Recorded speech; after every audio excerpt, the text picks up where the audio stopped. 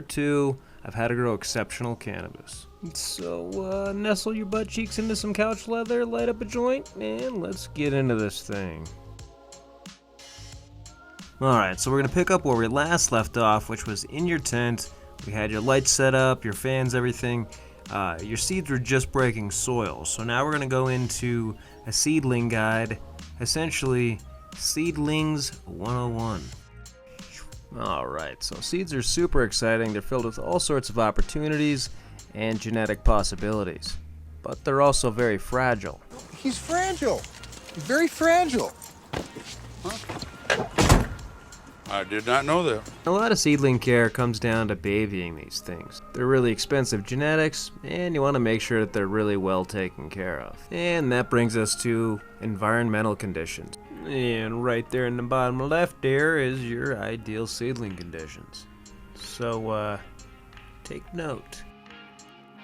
Also, we can't forget about air exchange, but we already took care of that because in the first video we installed an intake fan and an exhaust fan, as well as clip-on fans for air circulation.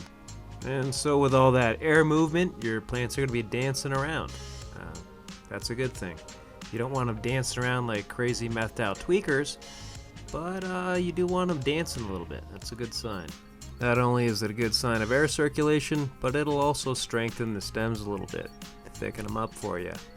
Lord knows I like them thick. And so with all those things locked in, you have environmental conditions also locked in. Cha-ching, ba-bing, sound effect. And that brings us to the burning question, which everyone wants to know.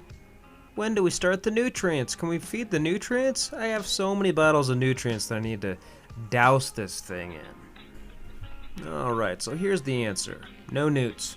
Not yet. Get your hand away from those bottles, sir.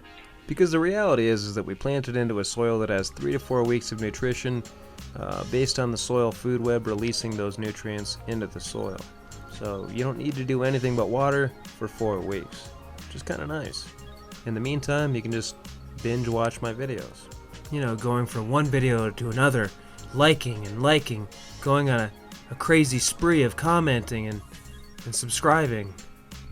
But in all seriousness, if this video helps you out at all, just hit like. That's all you gotta do. And so that brings us to lighting and the lighting schedule. So let's chat about that a little bit. Lighting schedule is something that's debated here and there in the cannabis community. Some people say that you can get away with using 24 hours of sunlight. In my personal opinion, it's a little bit more expensive to run that way, and also you're not getting the sleep that the plants need. They need to rest, because this is the point in time when they truly utilize the nutrients and build out new parts of the plants. Roots, shoots, leaves, all that good stuff.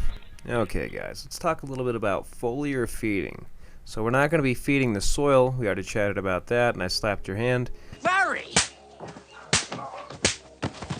We're going to be feeding foliarly, which means spraying the plant on the underside and the top side. Generally what you're going to use here is humic acid and kelp, or at least that's my favorite. I use it about every 2 to 3 weeks. You can switch it out with something like a beneficial microbe like Photosynthesis Plus to prevent powdery mildew. Those are my 2 favorite foliar mixes. And just as a quick tip and a side note here, kelp is 15 times more absorbable when it's sprayed foliarly.